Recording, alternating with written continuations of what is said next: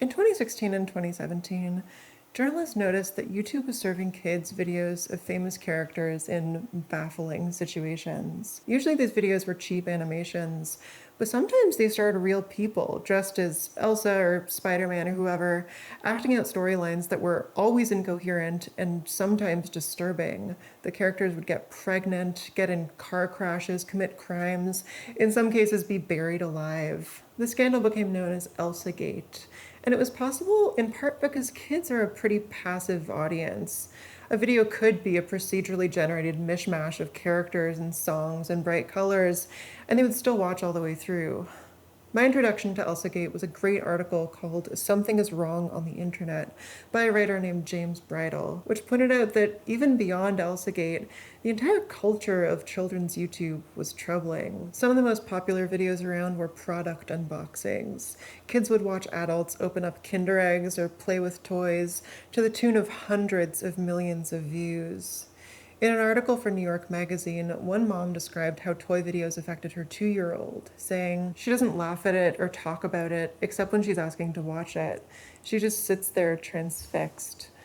Plus, there's something about seeing your kids sitting still and watching a video of somebody playing with toys instead of actually playing with toys themselves that makes you feel like the victim of some awful irony of modern life. The Flood of Stories was awful PR for YouTube Kids, which had just launched a couple years earlier and was still trying to win over parents in new markets. Though weirdly not my market, YouTube Kids isn't available in Quebec, never has been. Almost everywhere in North America, just not here specifically. Francophobia aside, I think YouTube responded to the scandal pretty well.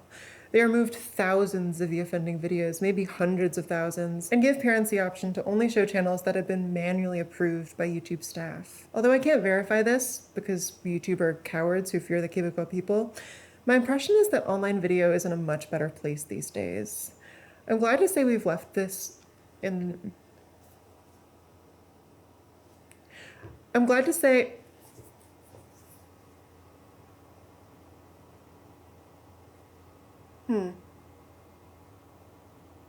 If you spend a lot of time on TikTok, or anywhere that likes complaining about TikTok, you've probably seen a video like this one. At their most basic, these videos comprise a clip from a show or movie played next to some unrelated, visually stimulating footage. Sometimes a person playing with slime or cutting into soap, but most iconically, screen recordings of the mobile game Subway Surfers.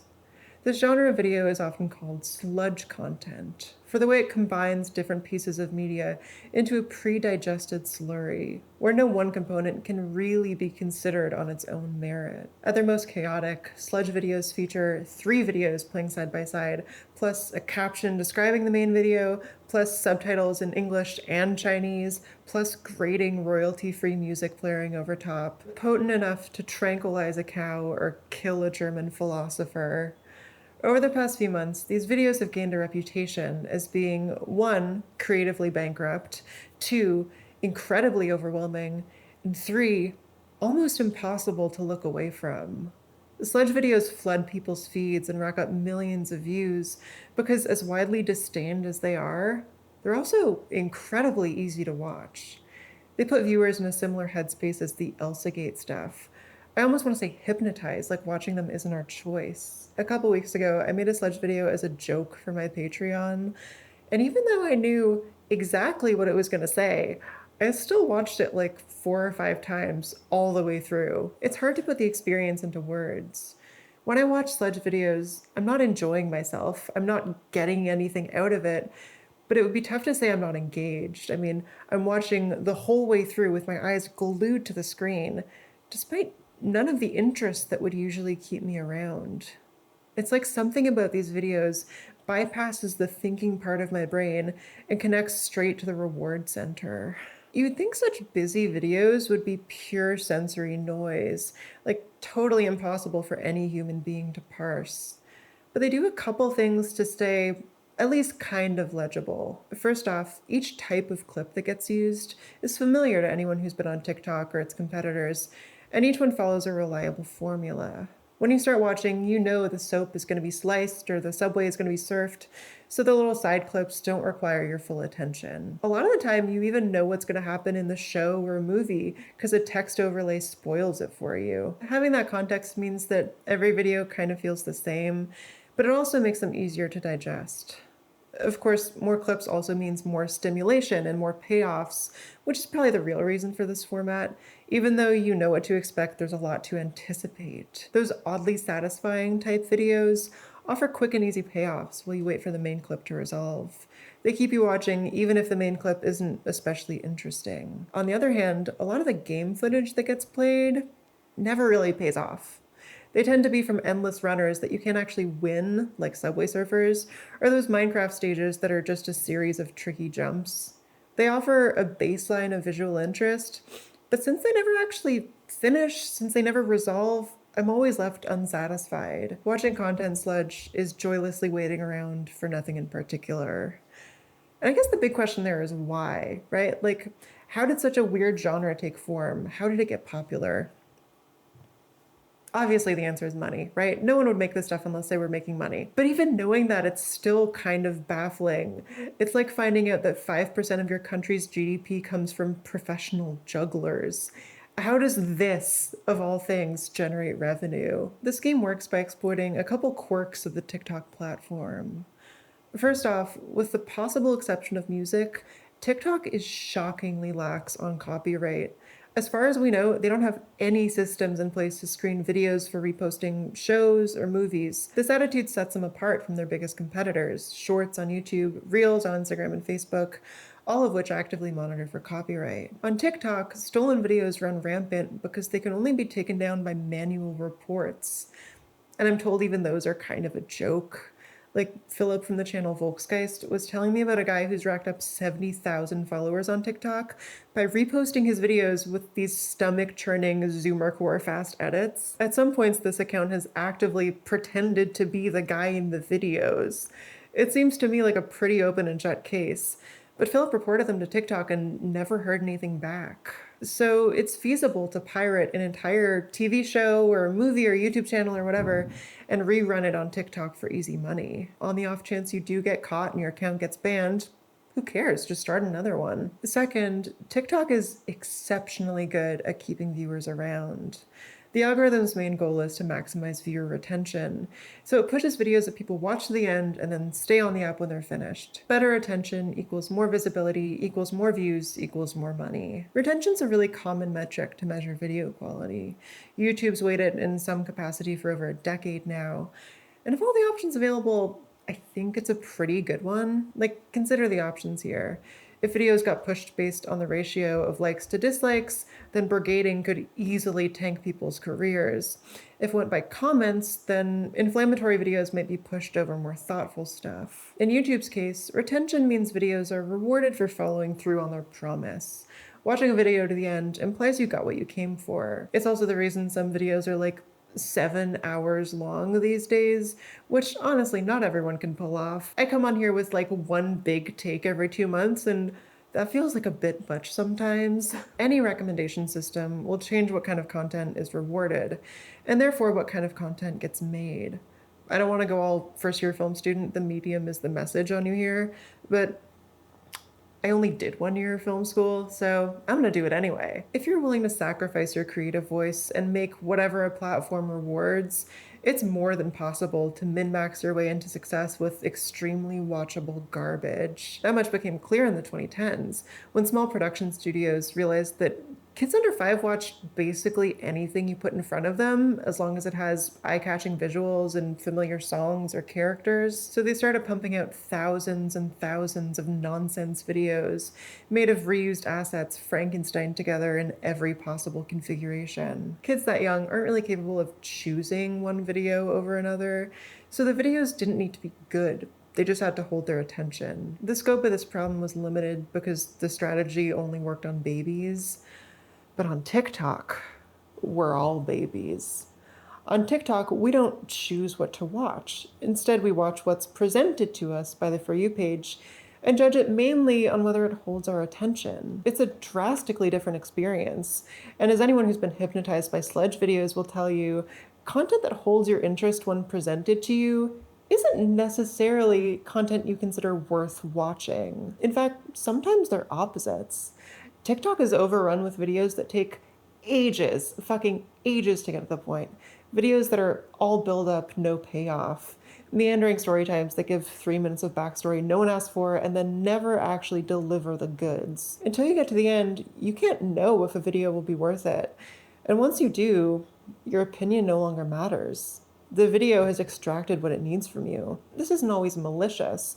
Often the TikTok algorithm amplifies regular people who are trying to tell their friends a story and just did a kind of bad job. A theoretical better telling of that story that got to the point right away wouldn't perform as well, so you probably wouldn't have seen it.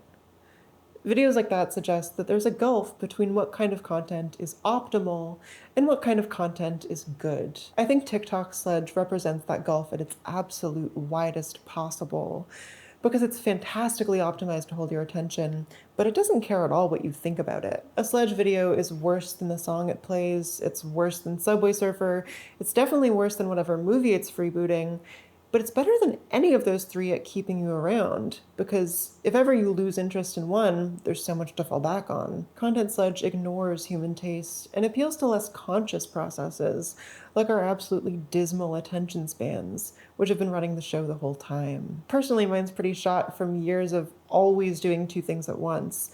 Cooking while watching a TV show, playing a game while listening to a podcast, whatever. I suspect it's also like partially a trauma thing for me. Like even 10 minutes of total silence will send me into a tailspin. It's not something I'm proud of. I think it's one of my bigger weaknesses. And Sludge is the rare media that just indulges that. It demands basically nothing of me and offers basically nothing in return. So it's easy to fall down a rabbit hole and watch 10 episodes of Young Sheldon or whatever without even noticing. The thing to understand is that TikTok doesn't reward videos made for human beings. It rewards videos made for human attention spans. And the more a video targets our attention spans, the less priority it can give to other facets of the human experience, like intelligence or emotions or physical comfort. Everyone can tell something's wrong with these videos. All the pieces are familiar, but the way they're arranged doesn't conform to any human perspective. This has led some people to assume that Sludge videos are made by AI, and I don't think they are. That would add a lot of complexity. AI would have to download the clips, choose where to cut the scenes, understand which videos to play next to each other, notice which components do well, and adapt future videos to match. Meanwhile, a human could easily crank out 40 of these videos in a day. At most, they might use some coding to swap out clips, but that's not AI. I can't blame people for assuming, though. These videos feel like the AI art we were seeing a couple years ago. It's like what algorithms would imagine humans want to see. And in a roundabout way, it is. While Sludge videos are probably made with human input, they might as well not be, because they're produced to the exact whims of recommendation algorithms. A content farm spits out a handful of videos, some do well and others flop, so the humans try to figure out why. Maybe this game was good for retention, maybe this show doesn't really hold the audience. They learn what works, then they make videos that are incrementally more optimized for the platform. An operation on this industrial scale has no reason to consider taste, and really no way to measure it. Views are the only metric that counts for anything. The humans making Sludge videos are effectively tools acting out the wishes of an unknowable machine.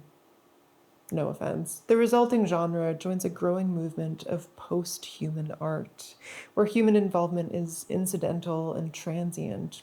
We're just around to do whatever grunt work can't be pawned off onto AI yet. You've seen this stuff before. Elsagate was an early warning, with its stiff animation and nonsense storylines. YouTube thumbnails with enlarged eyes and faces, grotesque but oh so clickable. Articles written entirely by the rules of search engine optimization, running thousands of words and barely answering your questions. While humans produce content sludge, the artist is the algorithm. And while humans consume content sludge, the audience is also the algorithm. Content sludge is AI-generated art that just happens to be made by humans. And people aren't stupid. They can tell they're being exploited, even if they don't know exactly how. Part of what makes content sludge so off-putting is that most art considerers will experience it from the perspective of our human bodies. Like Mad Max Fury Road famously puts everything important in the middle of the frame, so your eyes can follow the action through a million rapid cuts. With content sludge, my eyes dart around helplessly. Am I meant to watch all three things happening on screen? Or just one? Or any of them, even? Or like, Chantal Akerman's movies are really slow, famously slow, but it works so well. It gives you time to interpret each shot in several ways and kind of get lost in your thoughts. And then when she cuts to a new scene, it snaps you out of your daze, and it ends up being surprisingly thrilling. My friend Sasha, who helped out on this video, describes Akerman's movies as a collaborative effort between the filmmaker and the viewer. When I watch Content Sludge, it's like I don't exist.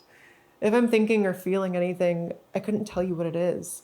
The amount of sensory noise coming my way crowds out any deeper awareness. At most, I can maybe describe the plot of the movie, but I can't tell you anything about the performances or the themes. The thing only takes up half my little screen. The actors' faces are as big as like a kind of small grape. So I watch all the way through, but it's a one-way experience that barely feels like an experience at all. My heart speeds up, my pupils dilate, but who cares? The room might as well be empty. Back before optimism felt like a cruel joke, we used to say that the internet was democratizing culture. The explosion of YouTube, blogging, and photo sharing created new genres and forms that were basically free to produce in and had no pre-existing rules. All of a sudden, teenagers were getting famous from their bedroom. Regular people were getting six-figure book deals. The narrative was that the internet took power away from the gatekeepers, the radio stations and film studios, and returned it to the people.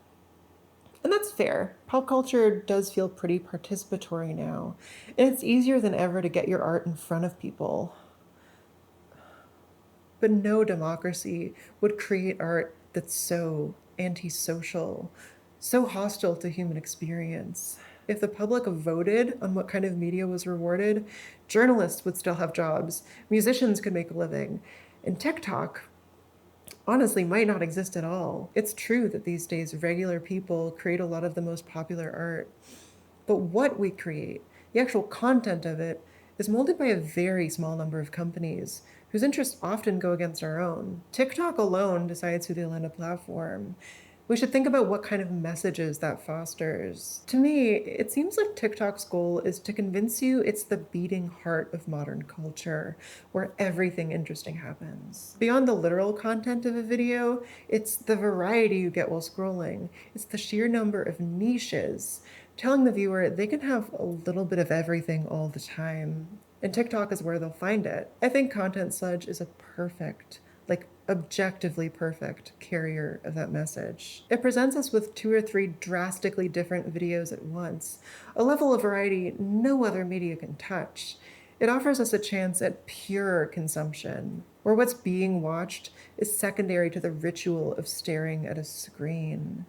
Each component substance is kept to a minimum, offering as little as possible to grapple with, to draw all our attention to the fact that we don't have to choose between the satisfaction of a slime, the excitement of a mobile game, and the intrigue of a drama. That as long as we stay right here, we can have it all.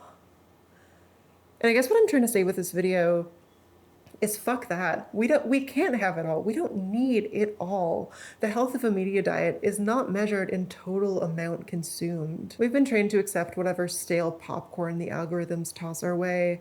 Like we can't tell the difference between filler and nourishment.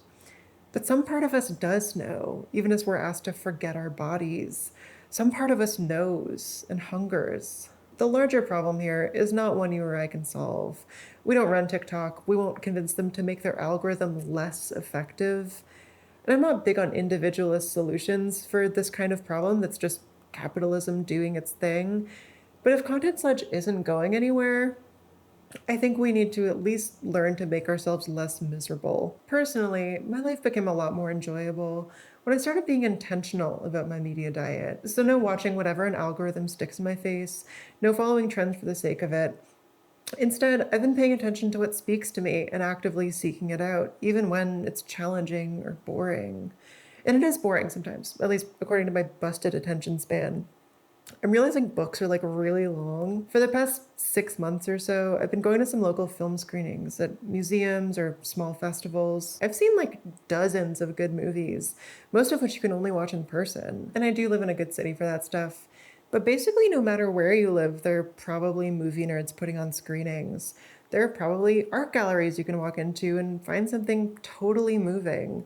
There are probably local bands who'd love it if you went to their shows. They're not usually very good, but that's not the point of a local scene.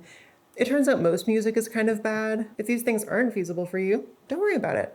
Platforms like Rate Your Music and Letterboxd are also great for getting out of your bubble. A lot of libraries have digital rentals now. And hey, now that I think of it, there's always Nebula.